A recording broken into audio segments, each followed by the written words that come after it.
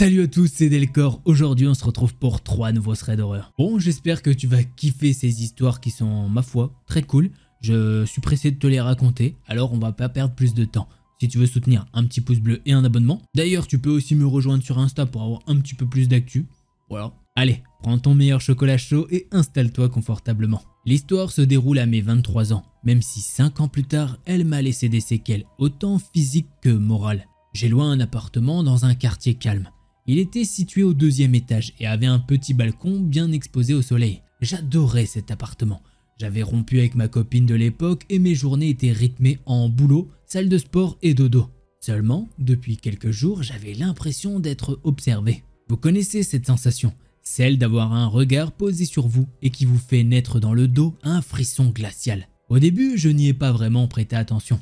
Mais plus le temps passait et plus les choses devenaient étranges. Des appels inconnus au milieu de la nuit, à mon lieu de travail, et même une boîte de chocolat dans ma boîte aux lettres. Un soir comme les autres, après une bonne douche chaude et un bon repas, ce fut rapidement le moment de dormir. D'habitude, je m'endors rapidement, mais cette nuit-là, impossible de trouver le sommeil. Il y avait une odeur dans ma chambre, un parfum qui m'était familier, et pour je ne sais quelle raison, cela m'a effrayé. Impossible de dormir. Alors je regarde des vidéos YouTube sur mon téléphone et au bout de quelques minutes, mon téléphone sonne. Inconnu. Je décroche et énervé, j'explique à la personne que si elle me rappelle encore une fois, je viendrai lui péter la tronche. Chose évidemment impossible. Mais je n'eus pour réponse qu'un léger rire. Ce rire, ce rire m'a glacé le sang instantanément. Non pas par son intonation, mais par sa provenance. Il venait de mon appartement, j'en étais certain. Je ne sais pas pour quelle raison je n'ai pas appelé la police, sûrement par fierté et me pensant capable de gérer cela. Je me lève et me dirige vers le salon. Rien, pareil pour les autres pièces. Peut-être avais-je halluciné, mais il y a un endroit que je n'ai pas fouillé, le balcon. Je suis au 2e étage, c'est impossible, mais je préfère en être sûr. J'ouvre donc les rideaux du salon et là, mon corps se fige. Je sens chaque muscle de mon corps se tendre au maximum. Elle était là, derrière la vitre avec un sourire exorbitant sur le visage. Mon ex, Léa. À cet instant, j'étais incapable de réfléchir. Tout se mélangeait dans ma tête. Mon instinct me hurlait de courir, mais impossible. Elle toqua à la vitre en me demandant de la laisser entrer. Que ce n'était pas bien de laisser une jeune fille dehors. Le son de sa voix reste encore aujourd'hui gravé dans ma mémoire. Mais c'est le bruit de ses ongles contre le verre de la vitre qui me glace encore le sang. Je ne supporte plus ce bruit. Cela me tétanise. Les minutes semblent durer des heures et lorsque sa voix devient de plus en plus forte, mon corps m'obéit de nouveau. J'appelle la police et lui gueule de partir. Hors de question d'ouvrir ou de la quitter des yeux. Elle cesse de gratter et de hurler. Son regard se fige comme s'il était vide. Le calme était encore pire que le raffut. J'explique la situation à l'opératrice et d'un seul coup, Léa saute le balcon. Instinctivement, j'ouvre pour vérifier qu'elle aille bien, mais plus aucune trace d'elle. La police n'a pas trouvé de traces non plus et ne parvient pas à expliquer comment elle a réussi à atteindre le balcon. Depuis ce jour, je ne l'ai jamais revue. J'ai changé de numéro de téléphone et d'appartement et j'ai essayé de reprendre une vie normale. Mais une seule chose a fini de me hanter. C'est un message reçu quelques mois plus tard d'un numéro que je ne connaissais pas. Je ne t'ai pas demandé si les chocolats étaient bons. À bientôt Nathan. Bisous. Voilà. Merci de m'avoir lu. Cette histoire est pour moi le 2e plus grand traumatisme de ma vie. Je vous ai déjà raconté le 3e avec mon gardien d'immeuble. Je n'ai vraiment pas de chance avec mes appartements. Voilà. C'est comme ça que se termine ce premier thread d'horreur. Et pour le coup, je suis content de vous le raconter puisque à chaque fois, dans la majorité des cas, c'est un homme qui fait du mal à une femme, on va dire. Et là, pour le coup, c'est l'inverse. Comme quoi, il n'y a pas que les hommes qui sont chiants. Il y a aussi les femmes. Et puis même les animaux. Et puis des fois, tout le monde. La dernière fois, bref, j'allais raconter ma vie. On va pas le faire. Mais en tout cas, ce thread, il était vraiment très très cool. Allez, on passe au second thread d'horreur.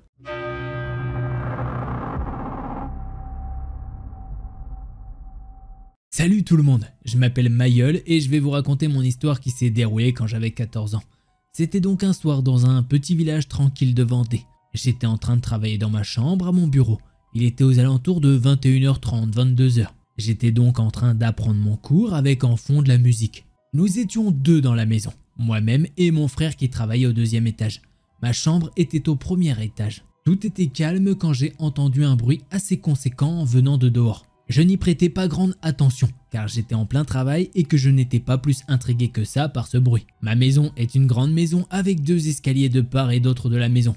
Un grand qui partait du rez-de-chaussée, qui passait devant la porte de ma chambre et allait jusqu'au deuxième étage. Le deuxième était un ancien escalier de service, donc plutôt petit, et ne nous l'empruntions que très rarement. Il partait de la cuisine au rez-de-chaussée et allait jusqu'au premier étage, juste devant une deuxième porte qui donnait dans ma chambre. Soudain, j'entendais un bruit de planche de bois sur laquelle on marche venant du fameux escalier de service. J'ai tout de suite été surpris, puisque mon frère était toujours dans sa chambre et que mes parents étaient à un dîner et ne rentraient que vers minuit. Je mis donc ma musique en pause pour écouter, et à cet instant, les bruits de pas s'arrêtèrent comme si la personne qui les avait faits s'était arrêtée, comme pour écouter. J'ai eu peur et j'ai essayé de monter silencieusement dans la chambre de mon frère à l'étage. Pendant que je rejoignais le grand escalier, j'entendais les bruits de pas reprendre depuis l'escalier de service. Je suis rentré rapidement dans la chambre de mon frère et je lui ai expliqué en panique ce que je venais de vivre. Au début, j'ai compris qu'il me prenait pas au sérieux. Mais au cas où, et pour me rassurer, il prit son couteau qu'il avait dans sa table de nuit et commença à descendre par les grands escaliers. À ce moment-là, nous avons entendu une porte claquer violemment et des bruits de pas dehors. Nous avons donc inspecté toute la maison et nous n'avons rien trouvé de suspect,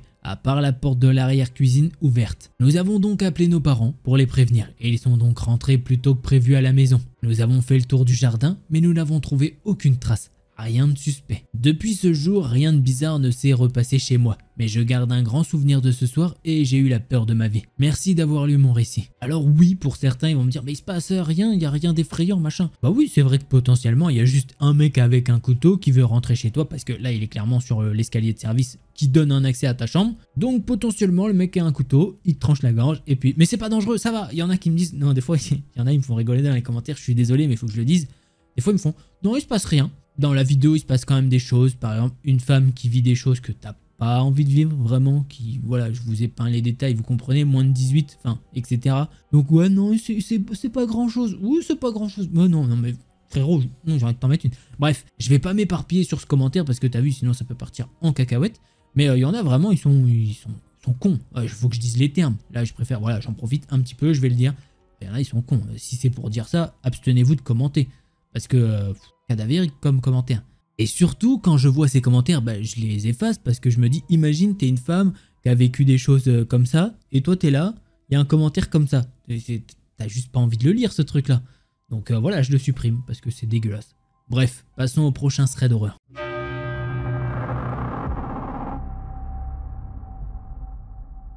Eh bien, c'est parti pour ce dernier thread d'horreur, mais avant, si tu ne l'as pas fait, bah un petit pouce bleu, ça aide énormément, et un petit commentaire, pourquoi pas. Allez, ça c'est cadeau. Et si jamais tu n'étais pas abonné, fais-le, ça va te simplifier la vie, clairement. Et tu seras riche, voilà, c'est fait. Passons maintenant à l'histoire. Mon mari et moi vivons dans une maison quelque peu isolée. Nos voisins ne sont pas du genre à qui on peut simplement dire bonjour par-dessus la clôture. Il y a une grande et épaisse forêt qui soutient notre propriété. Depuis un an que nous vivons ici, je cours presque tous les matins le long du chemin forestier. Mon mari aime faire la grasse matinée, alors que j'ai toujours apprécié me lever tôt. La semaine dernière, nous sommes allés à la fête d'anniversaire d'un ami et sommes sortis tard. J'ai fini par dormir et j'ai raté ma course matinale. J'avais quelques corvées à faire et à 17 h, j'ai décidé que je n'allais pas manquer ma course ce jour-là. Je suis sorti sur le porche arrière et j'ai pris une profonde inspiration alors que le soleil commençait à se coucher à l'horizon. Mon mari est sorti et m'a fait un sourire paresseux avant de m'embrasser sur la joue. Je lui ai dit que je reviendrais avant qu'il ne fasse nuit. Et je suis parti. Cela a commencé comme n'importe quelle autre course. Je fais le même chemin chaque jour. C'est un peu envahissant mais quand même assez évident et facile à suivre. Je n'étais qu'à environ 10 minutes et j'ai commencé à remarquer quelque chose. C'était très calme, étrangement calme. Normalement, j'entends les oiseaux, les feuilles dans la brise et les insectes gazouiller. Mais c'était juste un silence complet, mis à part ma propre respiration et les battements de mon cœur dans ma poitrine. J'ai trouvé cela effrayant, mais je l'ai ignoré comme étant lié au timing de la journée. La prochaine chose étrange s'est produite seulement quelques minutes plus tard. Il y a une partie du chemin qui entoure cet énorme gommier, du genre que vous ne pouvez pas voir lorsque vous vous tenez devant lui. Eh bien, j'ai atteint cette partie du chemin, et elle avait disparu, complètement disparu. Ce n'est pas comme si quelqu'un l'avait abattu et qu'il restait une souche ou un trou dans le sol. C'était comme si l'arbre n'avait jamais existé. Il y avait de l'herbe et des feuilles mortes à sa place. Cela ressemblait à n'importe quelle autre partie du sol forestier, intacte depuis des années. Je commençais à avoir un peu peur. Je parcours ce chemin tous les jours. Je sais que cet arbre est censé être ici. Je me souviens de la première fois que je l'ai vu. J'étais impressionné par sa taille. J'ai fait venir mon mari faire une promenade avec moi le lendemain pour que je puisse lui montrer aussi. Et il a également été impressionné par l'ampleur de la promenade. Cela n'avait aucun sens qu'il ait littéralement disparu. Même si quelqu'un allait le couper, je me demandais s'il était possible de le faire en si peu de temps. Je l'ai seulement vu la veille lors de ma course matinale habituelle. La partie pratique et logistique de mon esprit en est venue à la conclusion qu'il avait dû être abattu. J'ai décidé d'attendre d'en parler à mon mari à mon retour et peut-être même de l'emmener avec moi pour y jeter un œil le lendemain. Peut-être qu'il aurait une réponse évidente qui me manquait. Je pourrais peut-être contacter le conseil de la ville et leur poser des questions à ce sujet. Je me suis débarrassé de cette idée et j'ai continué mon chemin. Alors que je continuais à courir, j'ai commencé à ressentir cette sensation désagréable dans mon estomac. Quelque chose n'allait pas, mais je ne savais pas qu'est-ce que c'était. Au bout d'un moment, j'ai remarqué que le soleil se couchait, rapidement. Je perdais rapidement de la lumière, ce qui n'avait aucun sens.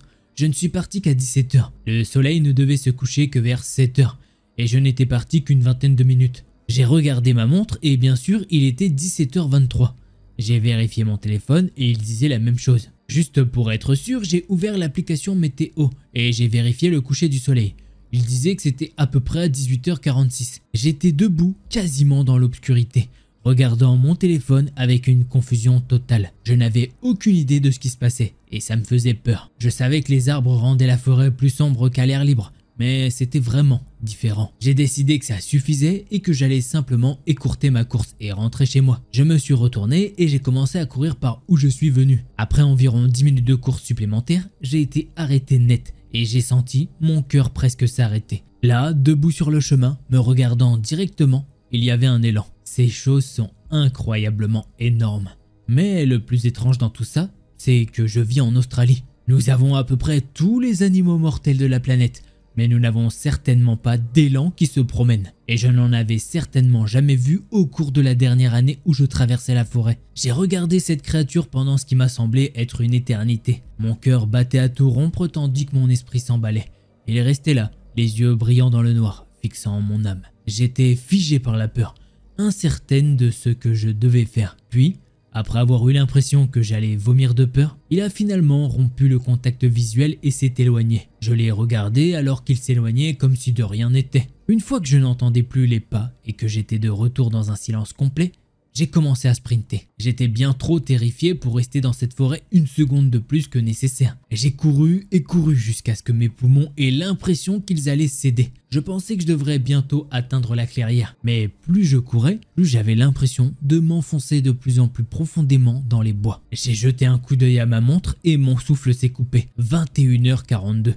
Ah non, ce n'est pas possible, c'est ce que je me suis dit. Cela ne peut pas faire 4 heures que je cours. Toute cette interaction avec l'élan, même si elle m'a semblé éternelle, n'a en réalité duré que quelques minutes. J'ai sorti mon téléphone et encore une fois, cela correspondait à ce que ma montre disait. J'ai essayé d'appeler mon mari, mais je n'ai pu obtenir aucun service. Ça ne sonnait pas. J'ai fermé les yeux et j'ai pris une profonde inspiration. Il faisait noir maintenant. Et j'ai dû utiliser la lampe torche de mon téléphone pour éclairer le chemin. Mon esprit s'emballait pour trouver un moyen de comprendre comment cela pourrait se produire. Mais je ne comprenais pas. J'ai décidé que tout ce que je pouvais faire était de continuer à suivre le chemin et d'espérer que bientôt je sortirais et rentrerais à la maison. J'étais épuisé d'avoir couru si longtemps. Alors j'ai marché pendant un moment, vérifiant constamment mon téléphone pour voir si j'avais une réception pour essayer d'appeler quelqu'un. Je savais que j'aurais dû sortir de la forêt maintenant. Je faisais de mon mieux pour rester calme, mais je paniquais intérieurement. Soudain, je me suis figé de peur lorsque j'ai entendu un cri guttural assourdissant au loin. Je n'avais jamais eu aussi mal au ventre. Mon cœur battait à tout rompre dans ma poitrine et j'avais l'impression d'être sur le point de m'évanouir. Cela ne ressemblait à rien de ce que j'avais jamais entendu. Cela ne semblait pas humain. Mais je ne pouvais pas non plus penser à un quelconque animal qui fasse ce bruit. J'ai éteint le flash de mon téléphone. Pour une raison quelconque, me trouver dans l'obscurité totale me semblait plus en sécurité à ce moment-là. Je n'osais pas bouger, alors que j'écoutais attentivement pour déceler tout autre bruit. Mais il n'y avait pas un bruit, pas même un grillon ou une brise. Le cri venait de derrière, et j'ai donc décidé que tout ce que je pouvais faire était de continuer à avancer. Et avec un peu de chance, de m'éloigner davantage. J'avais entendu dire en ligne que les pumas émettaient des cris terrifiants. Mais encore une fois, à ma connaissance, il n'y en a pas en Australie, et certainement pas dans ma région. Quoi qu'il en soit, cela ne m'intéressait pas de le découvrir. Alors j'ai accéléré mon rythme tout en poursuivant mon chemin sans fin. Ensuite, je l'ai entendu à nouveau. Seulement, cette fois, c'était beaucoup plus fort. Ce qui ne signifiait qu'une chose, ça se rapprochait. Je me suis lancé dans un sprint complet. La poussée d'adrénaline me donnait l'énergie supplémentaire que je ne pensais pas avoir. J'ai couru aussi longtemps que je le pouvais physiquement, avant de devoir ralentir pour reprendre mon souffle. J'ai de nouveau jeté un coup d'œil à ma montre. 1h05 du matin. J'ai laissé échapper un petit rire incrédule. J'ai fermé les yeux, puis je me suis frotté les tempes tout en prenant quelques respirations profondes. J'avais trop peur pour rester immobile. Alors j'ai recommencé à marcher. La forêt semblait sans fin. Il n'y avait aucun signe de clairière ou quoi que ce soit qui me paraissait familier. Peu importe combien je bougeais, j'avais l'impression de m'enfoncer de plus en plus profondément dans les bois épais. Je n'avais même plus de chemin. J'enjambais les branches et les buissons en faisant de mon mieux pour ne pas trébucher. J'ai regardé le sol pendant si longtemps que j'ai oublié de regarder devant moi. Et c'est à ce moment-là que je l'ai vu. Ou plutôt ça, debout à quelques mètres de moi. Je distinguais la silhouette d'une personne pâle qui me tournait le dos. J'aurais dû être ravi de voir une autre personne, mais pour une raison quelconque, sa présence m'a contrarié. Et juste avant d'être sur le point de me laisser échapper quelque chose, je me suis arrêté. Il était difficile de distinguer de nombreux détails dans le noir. Mes yeux s'étaient quelque peu adaptés, mais d'après ce que je pouvais voir, il se tenait juste là, face à l'autre. Apparemment sans rien faire. Il avait l'air chauve et j'avais du mal à distinguer les vêtements sur son corps. Alors je l'ai étudié et c'est à ce moment-là que c'est arrivé. Sa tête se tourna lentement jusqu'à ce qu'elle me fasse face. Ma respiration s'est arrêtée quand j'ai vu son visage. Au lieu d'yeux humains, il avait deux grands cercles noirs qui ressemblaient à des mini-abîmes. Il n'avait pas de nez et une bouche qui correspondait à ses yeux vides. Alors que je pensais que cela ne pourrait pas devenir plus terrifiant, la créature a lentement commencé à se lever et j'ai réalisé qu'au début, elle était en fait accroupie. J'ai regardé avec une terreur glacée alors que les longues jambes maigres de la créature apparaissaient, juste au moment où elle laissait tomber ses bras terriblement longs et maigres en même temps. Ils devaient mesurer plus de 3 mètres de haut. Une fois que la créature s'est complètement relevée, elle s'est tournée vers moi. J'avais trop peur pour bouger, penser, respirer. Tout ce que je pouvais faire, c'était regarder. Il m'a regardé pendant un moment, avant de baisser sa mâchoire pour laisser échapper le rugissement le plus surnaturel et le plus tonitruant que l'on puisse imaginer. C'était suffisant pour me sortir de mon état de terreur figé. Je tournais les talons et sprintais dans la direction opposée à la créature. Ma poitrine me brûlait alors que je courais aussi vite que possible. J'ai refusé de regarder derrière moi, mais j'entendais les bruits sourds des jambes qui me suivaient. Je n'avais aucun sens de l'orientation, aucun plan. Tout ce que je pouvais faire, c'était courir. Je ne voyais toujours pas très bien et je n'avais donc pas vu le bord jusqu'à ce qu'il soit trop tard, roulant et basculant sur une colline raide jusqu'à ce que j'atterrisse dans les broussailles épaisses en bas. J'ai gémi de douleur, essoufflé par la chute. J'ai cligné des yeux plusieurs fois avant de lever les yeux vers le rebord d'où je venais de tomber, où la créature est soudainement apparue. Mes yeux se sont écarquillés et mon cœur s'est accéléré alors qu'il regardait autour de moi. J'étais sûr que c'était ça. Il n'y avait aucune chance que je puisse distancer cette chose dans mon état. Alors que je réfléchissais à toutes les choses de la vie qui m'avaient manqué, la créature s'est détournée et est retournée dans les arbres hors de vue. J'ai laissé échapper le souffle auquel je n'avais pas réalisé que je m'accrochais. Les buissons ont dû m'engloutir suffisamment pour qu'ils ne me voient pas. J'ai vérifié à nouveau ma montre. 4h59 du matin. Après être resté allongé là pendant quelques minutes pour reprendre mon souffle, je me suis lentement assise, essuyant les larmes de mes yeux, alors que je pouvais enfin réfléchir un instant. Quand je me suis sentie suffisamment prête, je me suis levé et j'ai regardé autour de moi. J'ai alors remarqué le chemin, un chemin très familier. C'était celui que je courais tous les jours. J'ai commencé à le suivre, espérant et priant à chaque pas pour que mon épreuve soit enfin terminée. Au bout d'un moment, la forêt a commencé à devenir plus clairsemée, les arbres plus espacés, jusqu'à ce que finalement, je puisse enfin apercevoir une clairière éclairée. J'ai halté de manière audible alors que j'accélérais le pas pour me lancer dans un sprint complet vers cette ouverture. Et quand je suis sorti de l'autre côté, j'ai pu voir le lever du soleil. Les larmes ont rempli mes yeux lorsque j'ai vu ma maison au loin, et j'ai continué à courir jusqu'à arriver à la porte arrière. J'ai fait irruption dans la maison et j'ai vu mon mari assis dans le salon avec une tasse à la main. Il s'est retourné et m'a lancé un regard perplexe lorsqu'il m'a vu. Il m'a demandé « Est-ce que ça va ?» Je l'ai regardé avec incrédulité. « Pourquoi est-ce que tu n'es pas inquiet? Pourquoi est-ce que tu n'es pas parti à ma recherche ?» Mon mari m'a regardé et m'a dit « Mais est-ce que tu plaisantes ?» Je lui ai alors répondu « Mais quoi? Je suis parti toute la nuit. Je me suis perdu et Tant de choses folles se sont produites. Le temps est devenu bizarre et mon mari m'a coupé la parole et m'a dit « Toute la nuit? Mais de quoi tu parles? T'es parti pendant environ quoi, 20 minutes. J'étais complètement confuse. Je lui ai alors dit mais le soleil se lève, je viens de le voir en revenant. J'ai halté, essayant de reprendre mon souffle. Il m'a alors dit non ma chérie, c'est juste le coucher du soleil. Il s'est levé et il est venu vers moi, l'inquiétude sur son visage. Il a sorti son téléphone et il m'a montré l'écran de verrouillage. Il l'a pointé du doigt et il m'a dit regarde, il est 17h24. Tu es parti quoi, moins d'une demi-heure? Et bah là on est sur une faille spatio-temporelle si je puis dire, hein, un saut dans le temps ou quoi, plus une créature qui était vraiment très bizarre. Donc est-ce que c'est justement cette créature qui manipule le temps? Voilà, je sais pas, sûrement, on dirait. En tout cas c'est très bizarre, vraiment. En plus elle a vu un élan, est-ce qu'elle était pas en train de rêver? Enfin je sais pas, est-ce qu'elle est pas tombée dans les pommes ou quoi dans la forêt? Par épuisement, je sais pas, la chaleur, peut-être elle a eu une grosse journée, je sais pas, peut-être qu'elle s'est fait tout un délire, hein, peut-être, je sais pas. Voilà, si t'as une théorie, t'hésites pas, tu me le dis dans les commentaires. Et si t'as kiffé la vidéo, bah tu sais ce qu'il te reste à faire, un petit pouce bleu et un abonnement. Si tu veux plus de vidéos Thread Horror, je t'invite à cliquer sur une de ces deux vidéos là. Allez, c'était Delcor, en attendant la prochaine vidéo, portez-vous bien, tous les petits potes.